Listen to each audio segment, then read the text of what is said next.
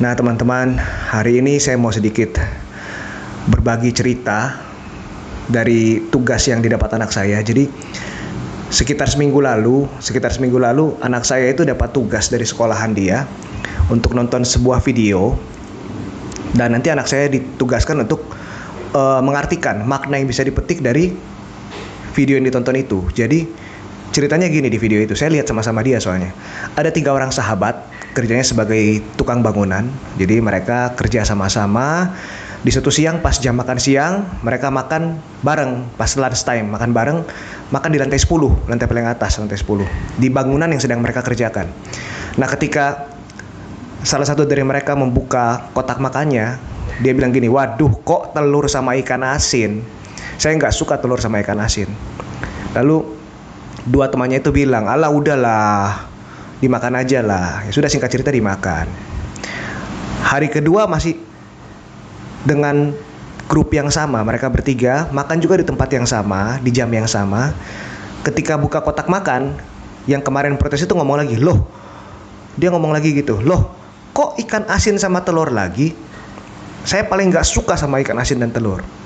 Terus teman-temannya bilang, udahlah dimakan aja. Ada orang juga di luar sana yang bahkan makan aja gak bisa, lu komplain aja terus. Lalu dia bilang, saya gak suka sama ikan asin sama telur.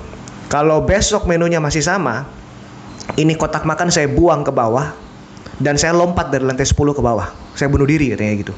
Udahlah, teman-temannya ketawa.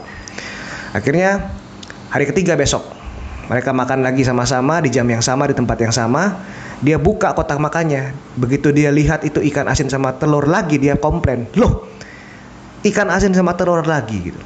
Teman-temannya ketawa. Begitu teman-temannya ketawa, dia buang itu makanannya, kotak makanannya dia buang dari lantai 10 ke bawah. Lalu dia juga lompat ke bawah, jatuh ke bawah, mati gitu loh. Ya udah, singkat cerita, saat pemakaman selesai, teman-temannya datang ketemu istrinya, udah ucapkan bela sungkawa. Terus ada yang beranikan diri bilang gitu, karena saling kenal ya, ya kalau udah tahu suamimu itu nggak suka makan telur sama ikan asin, ya bekalnya jangan dikasih itulah. Gara-gara gitu dia sampai lompat gitu. Terus istrinya kaget, istrinya bilang, dia bilang seperti itu. Iya, dia bilang dia nggak suka telur sama ikan asin, dan itu gara-gara makanan seperti itu dia sampai lompat bunuh diri. Iya, dia bilang gitu ke kita. Dia bilang di hari kedua. Kok aneh gitu loh. Karena setiap pulang kerja dia sendiri yang ke supermarket beli bahan makanan. Setiap pagi dia sendiri yang siapkan bekalnya dia. Jadi bekal tadi yang telur sama ikan asin sama nasi itu yang siapin dia sendiri gitu loh. Kok bisa dia bilang dia nggak suka dan gara-gara itu dia bunuh diri? Kan aneh gitu loh. Nah ini cerita bukan cerita beneran teman-teman. Ini cuma made up story. Tapi maknanya bisa kita petik ya. Jadi sama kayak kehidupan kita sehari-hari rasanya. Kita ya seringkali ya seperti itu gitu loh. Potensi masalah dipiara. Lah kalau misalnya piara itu piara kucing, ya toh, piara guguk, piara ikan, ayam, burung mungkin, ya itu masih bermanfaat gitu loh, ada nilainya gitu loh, masih berguna gitu loh. Tapi kalau potensi masalah, sesuatu yang akan menimbulkan masalah di kemudian hari kita piara, padahal kita tahu itu nggak bagus, itu kan yang nggak lucu gitu loh. Sama kayak kita udah tahu ini pergaulan kita ini nggak sehat. Pergaulan kita ini nggak sehat, bisa merusak masa depan kita, bisa merusak rumah tangga kita misalnya gitu. Kita tahu tapi kita terusin aja. Karena masalahnya belum datang. Kita tahu pola makan kita nggak bagus buat kesehatan, diterusin aja. Kenapa? Ya belum sakit. Ya toh. Kita tahu kita punya hal, cita-cita misalnya mimpi yang harus kita kejar, tapi ditunda aja. Kenapa? Karena belum melihat atau belum merasa terlambat. Nanti ketika benar-benar masa depan rusak, rumah tangga terganggu, kesehatan terganggu karena makan yang salah, dan lihat orang lain sudah mencapai mimpi dan cita-cita, kita masih gini-gini aja, baru mau bergerak. Kok nunggu sampai situasi sudah emergensi gitu loh, baru bergerak. Padahal sebenarnya kan nggak harus itu loh. Kalau masih potensi masalah kan berarti masih di dalam kendali kita, masih bisa kita handle gitu loh. Jangan sampai jadi masalah gitu loh. Kok kita mesti terbiasa seperti itu, tunggu sampai sudah krisis datang, emergensi gitu baru mau bertindak gitu. Seperti teman saya ini, teman baik saya gitu. Jadi saya nggak bermaksud menyinggung siapa-siapa ya. Jadi kebetulan teman saya ini badannya gendut, kemudian makannya nggak karu-karuan, perokok berat, dan suka begadang gitu loh. Setiap kali kita tegur gitu, bro, lu merokok udah kebanyakan itu, berhentilah atau kurangin lah. Dia selalu jawab, saya ini kan jiwa sosial. Kalau saya berhenti merokok, berapa banyak pabrik rokok yang tutup itu, nanti kan banyak pengangguran. Kamu itu nggak berjiwa sosial kayak saya gitu. Mikir dong. Dia selalu bercandanya seperti itu. Kalau kita ajak lari pagi, kita ajak diet, terutama lari pagi, olahraga pagi, dia selalu jawab, nanti aja lah lihat bisa bangun atau enggak. Selalu seperti itu.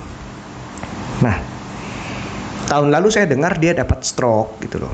Dikasih tahu sama teman yang lain gitu. Ya saya telepon dia nggak diangkat, akhirnya saya cuma WA gitu. Ya semoga cepat sembuh gitu. Katanya sih stroke ringan, tapi ya tetap stroke ya. Stroke ringan ya tetap stroke. Nah, lama nggak kontak, sekitar 2 minggu lalu atau 2 minggu lalu kalau nggak salah.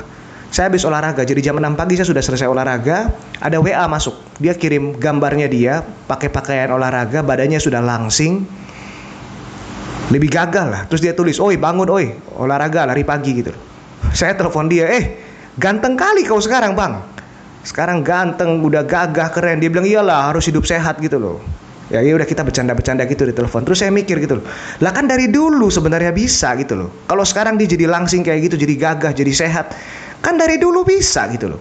Kok nunggu sampai udah stroke ringan itu loh, baru mau mulai? Kok nunggu sampai hari ketiga baru akhirnya lompat juga dari atas gedung gitu, seperti cerita tadi gitu. Ya kita kan juga seringkali seperti itu gitu. Yang masih jadi potensi dipihara sampai akhirnya jadi masalah. Jangan seperti itulah, ya toh. Dulu waktu saya pertama kali belajar bawa mobil, pertama kali nyetir, ayah saya selalu bilang, kebetulan mobil manual ya dulu, ayah saya bilang, kamu kalau kerasa itu kopling sudah nggak enak, itu cepat ganti kampas koplingnya. Kenapa? Kalau sudah kena di plat penekan kopling, atau orang bilang apa, diafragma springnya, atau matahari kalau bahasa kerennya ya, mataharinya mobil, itu biayanya jauh lebih besar, lebih costly gitu loh, lebih mahal daripada cuma sekedar ganti kampas kopling. Jadi kampas kopling itu yang udah mulai nggak enak kan baru gejala, baru simptom gitu. Jangan dibiarkan sampai jadi masalah gitu loh. Kalau sampai kena mataharinya, wah mahal gitu loh. Ya toh. Tapi kita selalu seperti itu gitu loh. Sering maksudnya seperti itu. Sama seperti teman saya tadi gitu loh. Tunggu sampai stroke ringan. Atau seperti cerita tadi ya. Tunggu sampai hari ketiga. Karena bisa ganti menu dia. Tapi dia tunggu sampai hari ketiga menunya masih sama yang dia siapin sendiri. Akhirnya dia lompat gitu loh. Sama gitu. Jadi teringat sama ajarannya Konfusius. Jadi Konfusius itu bilang, manusia itu punya 2 kehidupan. Kehidupan pertama dan kehidupan kedua. Di mana kehidupan kedua itu dimulai ketika manusia itu sadar bahwa dia itu cuma hidup sekali. Sama seperti teman saya tadi gitu loh. Dia baru mulai hidup sehatnya, kehidupan keduanya hidup sehatnya ketika dia sadar bahwa dia cuma hidup sekali, bahwa kesehatan dia sudah cukup terganggu, sudah agak rusak gara-gara stroke ringan kemarin akibat gaya hidupnya yang nggak benar di kehidupan pertama tadi. Dan dia baru sadar itu ketika sudah dapat masalah gitu. Oke teman-teman, saya harap video ini bisa berguna. Jika teman-teman suka, merasa video ini baik, bisa tolong di subscribe agar channel ini bisa berkembang dan makin banyak orang bisa mendapat kebaikan, dan bisa di share di teman-teman Anda. Ya minimal 2 atau 3 orang terdekat dari teman-teman sekalian. Mana tahu ada dari mereka yang membutuhkan video ini, membutuhkan nilai-nilai yang terkandung dalam video ini. Oke? Sampai jumpa lagi dengan saya di video berikutnya. Salam, and I hope we all have